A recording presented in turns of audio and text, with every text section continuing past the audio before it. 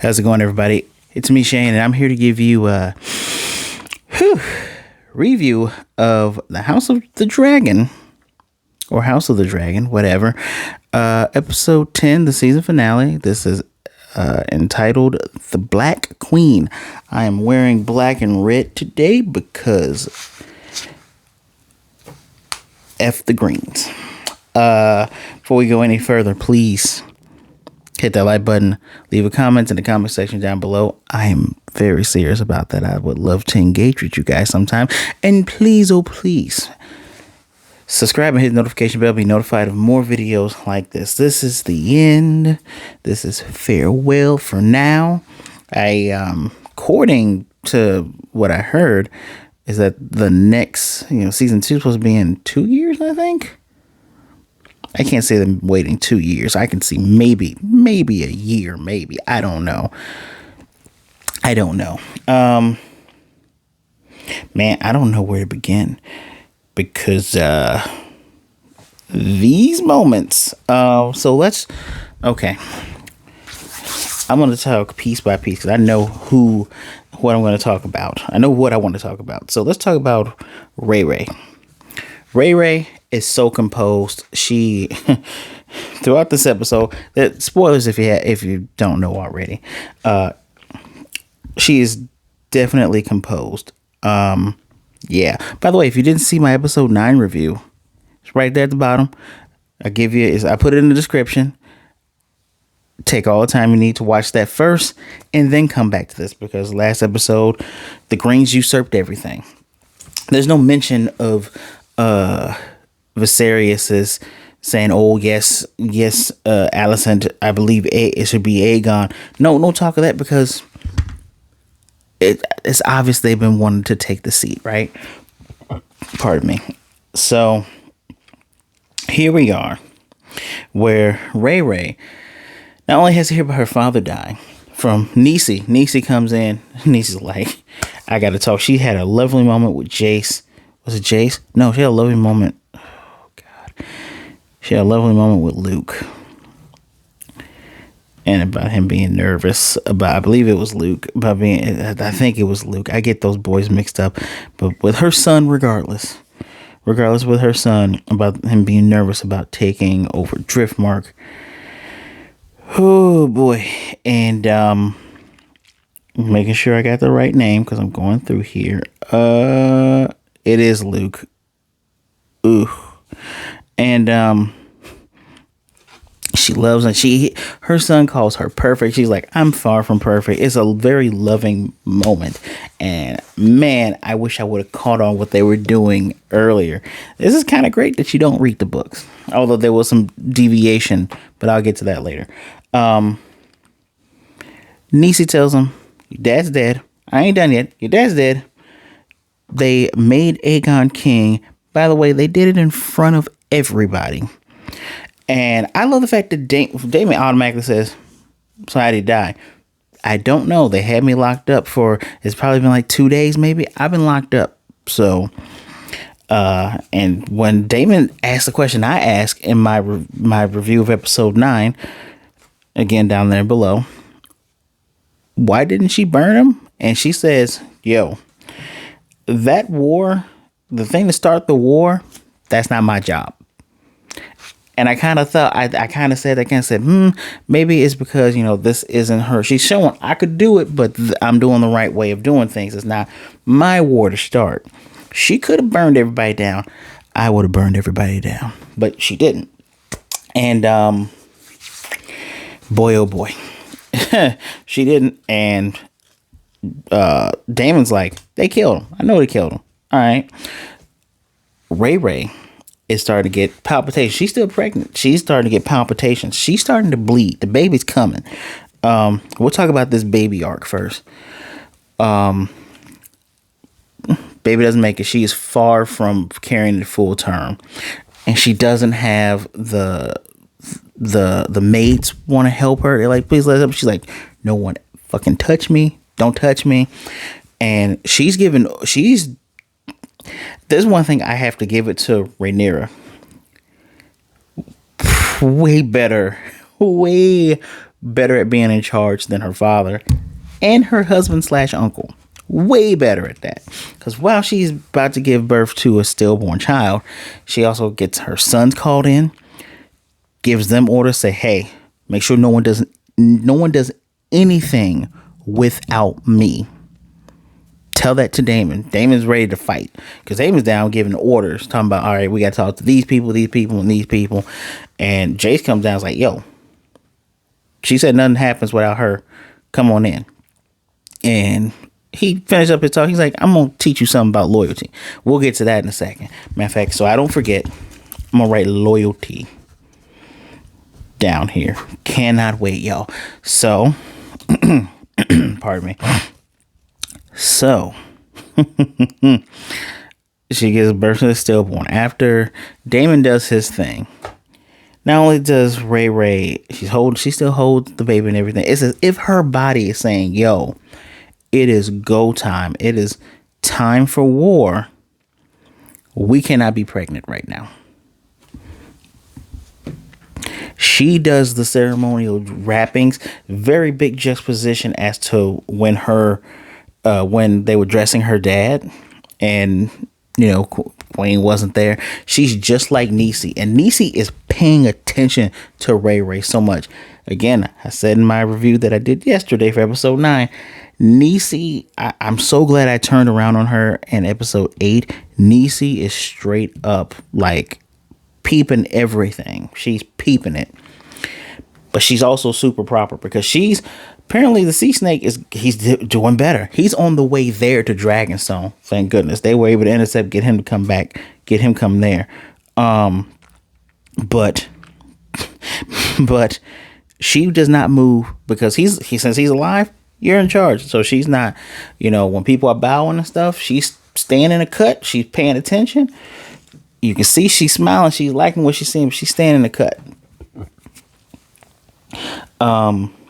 Let's go back to so I want to talk about, I usually just talk about character moments, but the stuff happens in such good succession.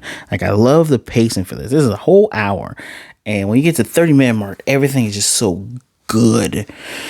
Everything is so perfect. I love it.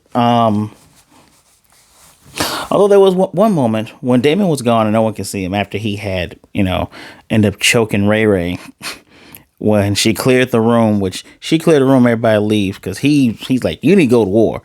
Stop all this, blah, blah, blah. She's like, should I go to war just because I'm angry? He's like, no, do not show easiness to rebellion. He doesn't know about the song Ice and Fire. That's why she's leaning on the gentle side. She's like, look, my father told me what the duty was. I can do that duty without necessarily being in charge, without necessarily having to kill folks. But I like that she's also smart about this. So some weird thing where he was singing High Valerian, goes to the dragon pit, and I don't know if it's his dragon or if it's just a dragon, but he locks eyes with a dragon. He is preparing stuff. Anyway, the moment he had with Jace was the 2 Kingsguard that are there. He's like, yo, you, buddy, how long you been serving? Homeboy's like, he been serving for a while, long while. And he's like, and what did you hear the king say? And he's like, he said his heir Rhaenyra. Okay. And so he tells him, look, right now, re-swear your oath to the queen and her son, who are going to be, he's the first born son, next heir in line for the Iron Throne if anything happens to Ray. His dragon comes down. I'm going to call the dragon Cyrax. Name fixed. Cyrax comes down. I think that's the red ninja from Mortal Kombat. Cyrax comes down. He's like, all right, swear your oath. If you are with those treasonous people, cool, you'll definitely be quick. But I'm going to let you know right now. If you swear oath right now and turn on her later, you will die screaming. And that's a good lesson for Jace. They do complement each other pretty well. Like, Rhaenyra is a wonderful leader. We get to see that in full force. But at the same time, Damon is like, he is the fist where she is the open palm. You can easily get smacked and backhanded. but she can also accept things. He, on the other hand, is like, nah, I ain't got time for this. Brother dead, first wife died, well, second wife died. He's not having none of this. So at the funeral for the baby, Damon's like, he is very soft. Even Ray Ray did call for him. He does go and see her holding the stillborn child. But during this part, bruh, Sir Eric, she should have had relations with Sir Eric. Eric is that dude. Eric shows up. He's like, brothers, I'm not here. No, not here to fight. Pulls out the crown. This man stole the crown. Kneels. Says, I swear oath to the queen. All the titles and all that stuff. I'll have no wife. I'll have no kids. I won't do none of this stuff. I swear oath to her. Gives Damon the crown. He puts the crown on her head. They are having a funeral and a coronation thing all at the same time. Damon kneels and says, my queen. As soon as Damon kneel, everybody kneel. Little baby boy kneel. JC, Lukey, everybody, the girls, except for Niecy. That's why I was like, oh, Niecy, what you doing? But like I explained early, Niecy is waiting on her husband, right? So now, the table that was there earlier, this table is cool as hell, y'all. You light a fire underneath the bottom. It's a map. I knew it was a map, but the fact that when a fire's lit underneath it, you see all the names, the caverns, and everything. I love that war room. It's such a good war room. Pardon me. And so I'm just gonna keep it with Ray Ray. So Ray Ray is, and what Niecy said, she is not quick to jump to war, and she even says when the sea snake does get up, he does get better. And Sea Snake's like, you hope that the Starks and the people in the North are with you. You hope. Hope is a fool's ally. And she's like, look, just because, she says, look, I'm not gonna jump to war. I want to know who's on my side first, so I can decide. I can't have people going to war and I don't know who's with me. And it seemed like that was the thing that Corlys was looking for. Where Corlys is like, well, funny you should say that. I took out the Triarchy. We have the Stepstones. We have all the seas. We run that. We can cut off all trade going into there. We got this. Matter of fact, like I said again, he swore loyalty to her. And Niecy smiled. Niecy's just, Niecy's with it. And she is appreciative of Corlys. She's appreciative of Rhaenys, Niecy. Man, oh man. Of course, Damon's not here. And I'm pretty sure Corlys really did want to talk about his brother getting killed. But I'm going to talk about that conversation later. So, the jackasses appear by boat. They got the three-headed dragon with a green banner. Middle finger. So, it's a straight-up juxtaposition of episode 2. Where young Ray Ray showed up to calm down stuff so her uncle wouldn't kill the hand, her best friend's daddy. And she lands on the other side of them and walks through them again and gets to her side. And the terms that Aemon had, they weren't actually bad. It's just, swear loyalty. Look, you keep Dragonstone. Luke still in charge of Driftmark on that. Your son be charged of this stuff next. And the boys that she had with Daemon will be cupbearers for him. And Daemon's like, I would rather my sons die before they do anything for you. Daemon's like, I love that Ray Ray lets her man go off until it's like, look, and he's like, I'm gonna step back, but I love she lets him go off. And he was ready to. He had all the men ready. They were about to do some things. And she walks up literally like, hey, you're traitors. You are no more a hand than anything. You're just a traitor. Then he is a king. You're a traitor. Throws that pin on the freaking just off the side. And he's just like, hey, the moment he had a son, you knew what it was. Cool. Has that Black Maester dude hand him a letter. It's basically some kind of passage. I guess it's a secret thing between Ray Ray and Alicent. She's like, yeah, the queen she hopes you all are still friends. And she's like, I'll tell you on the morrow what my decision is. F off. So we got to figure out who our allies are, right? So they were going to send ravens to these 3 separate places. But the Dragon Rider children, they are like, Jason's like, it'd be better just to take dragons. We'll get there faster and we can show them how strong we are. Because Damon's whole deal is like, hey, they got 3 dragons. We have 14. I didn't realize they had that many dragons. They have 14. And Ray Ray's like, yeah, but our dragons have not gone to war before. Our dragons have not fought. And my father said, when dragons fight, everything burns. She doesn't want to rule just ash and bone. I don't think she's gonna give a damn about that yet. So Luke's gonna go to the closest place, right? And she has her boy swear, basically on the Bible. It's called the 7. I guess it's whatever major deity thing they have, with the mother and the stranger who's technically deaf, and then this and that and this and that. And the boys go off. Luke's is the closest. She's like, hey, Burrows will be happy to have Prince there. It'll be fine. And she actually holds his hand before giving him the letter. And he calls. He's like, yes, mother. I mean, your grace. And she loved her baby boy. She loved her boy Luke. They go off. When Luke gets there, Vhagar is there. Who's Vhagar, Shane? The big ass black dragon that should belong to the black girls, Damon's daughters, because his wife died, and one-eyed kid that looks like Matt Smith. Is that Matt Smith's son playing that jackass? Probably is. Anyway, One Eye. So One Eye's there. And the prince is doing his thing. He's doing his thing. He's like, hey, I have a letter from from the queen. Here's the thing. Dude can't read. He has the maester read it. And he's like, remind me of my father's oath. Aemon showed up with proposal of marriage and other gifts. Which one of my daughters are you gonna marry, boy? Sorry, I am not free to take a wife. All right, got a woman. Well, you know what? Nah. You can go back. Tell her, nah, go back. It was a failure, right?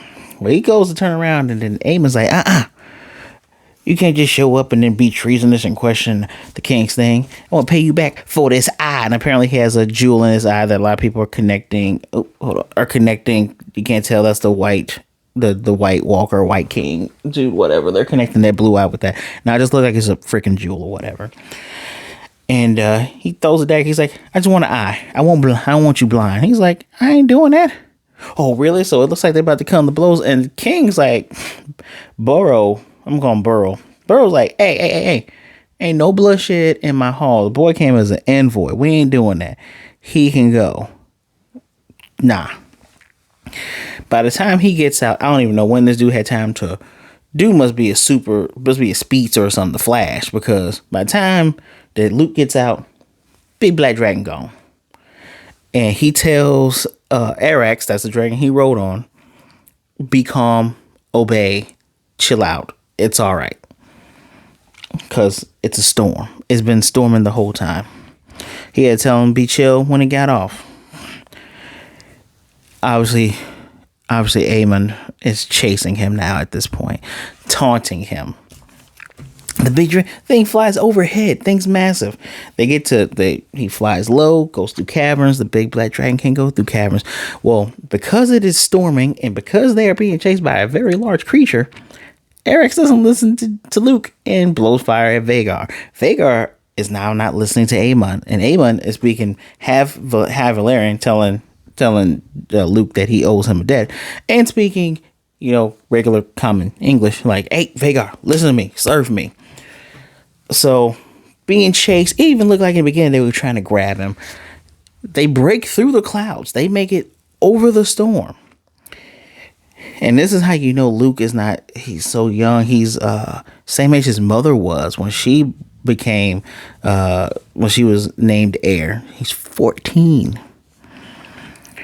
Vhagar comes from the bottom, bites the dragon in half. I'm pretty sure Luke is dead because there's a little picture right over here. Oh, there was a picture on my first screen before. Don't really know if Luke is actually dead, but pretty sure he probably died. Dragon got bit in half. And the thing apparently people saying that changed from the books is initially Aemon chases him because, he was goaded into it and he's cold blood crazy killer, man.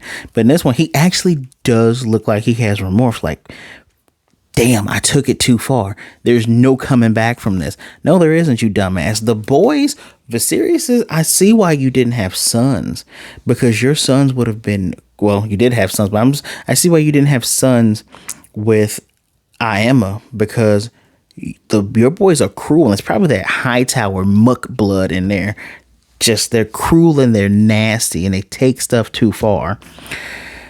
This episode ends with Daemon obviously telling Ray what happened. She has that look on her face right there, the tear, and all right, there is no hope for peace now. I'm going to burn all this shit down. Damn, I didn't think he was supposed to die, but damn, that boy did. Let's talk about the side conversation that Niecy has with Corlys. Like, Corlys is like, man, she tells, he heard about the king thing, and she tells him, by the way, your brother's dead. He questioned legitimacy of the sons. He's like, damn. And Daemon took his head. And he admits that the Valyrian pursuit for Hollow, I really wish I had that on tap. I wish I had that on tap real quick. You're gonna steal my brother. Nope. Oh, no, go back. Vermax. These dragons have weird names, y'all. Nope. I'm almost there. So he says that the Valyrian have heedless ambition, and that is their weakness. He had a freaking character change. It took losing everybody, because and his wife basically has the same conversation that Ray has with Daemon back in episode 7 before they got married. Seven, I believe. Like, I needed you here. You didn't just lose everything. We lost everything. Our grandchildren lost everything. Bruh, come on. And so he says, Niecy, you're right. I reached too far. And he was initially said, yo, I'm not going to take a side. We're just going to leave, go to the high tides, and we're done. And she finally says, by the way, you can't really do that, because they actually love those grandchildren that weren't their sons, right? And he initially was like, hey, our son got killed because of her, and she killed him, blah, blah, blah. She's like, look, those boys, Joffrey, Luke, Jace, they're going to be caught up in this anyway. They're going to try to murder them. So, and by the way, she's showing a lot of restraint. That's what I mentioned earlier. I told you she said that. And this leads to him joining them. Daemon is distraught because he lost a brother. Like, they're losing people left and right. I hope that the young lady that was betrothed to Luke, I hope she murders Aemond so bad. I hope she gets a dragon and she becomes the greatest warrior ever and just murders him. There's actually no other character moments, because Corlys having a character change. Just Niecy staying in the cut and just peeping everything. Even when Ray asks for the room, we get a shot of Niecy kind of looking back and just smiling like she doing it. Because I think if Alicent had the same sort of fire that Ray had, where Ray isn't like doing the machinations of men. It's not just for her. It's not just her sons, her husband, her father. She's doing it for herself. She's always wanted to be free. And those two probably clash because Rhaenyra and Rhaenyra, or Niecy, Rhaenys and Rhaenyra, they are so similar. It's probably where the saltiness came from, where it's like, damn, this girl gets to do it when I should have did it by all rights, right? And I think she sees that powerful woman. It's like, yeah, she's not foolishly jumping forward. She's ruling properly. Because she's being, even Daemon goes away, your dad didn't want, to fight and all that. And she's like, no. There's no reason to jump to stuff if the point of the queen, and she tells Bart, tells Bart, what's the purpose of a queen? Protect protect and keep the peace for the people, or it doesn't matter if I sit on the Iron Throne? What's the point? Like, she has a cool head, but y'all just murdered her baby boy. So, yeah. Season 2 is going to pop off in a major way. Now begins the Dance of the Dragons. And I'm here for it. I know I was dragging my feet on these last 3 episodes, but, you know, I'm watching 2 animes, which Bleach will go up tomorrow. I'll probably try to do Chainsaw Man tomorrow as well, as opposed to Wednesday. I'm watching 2 animes where there's tons of bloodshed and tons of people dying. And I actually know who was supposed to die in there, and that stuff might change too, because, you know, from book to animation or from book to live like this, things will change. I'm hoping that we stay seeing. I hope, please don't let this be a Daenerys type of thing where, like, we see the descent of Ray Ray. I hope y'all make her, just let her stay tragically heroic. Please don't turn her evil. Please, you could, if you're gonna change anything, change that for me, please. Please change that. But yeah, I'm Team Blacks all the way. Nah, Hightowers are traitorous, cruel. Everybody in that camp is looking out for themselves. And everybody in that camp is either a pawn or tool. They've already killed folks that weren't going to swear loyalty to them. They already declared war. So, let's go Blacks.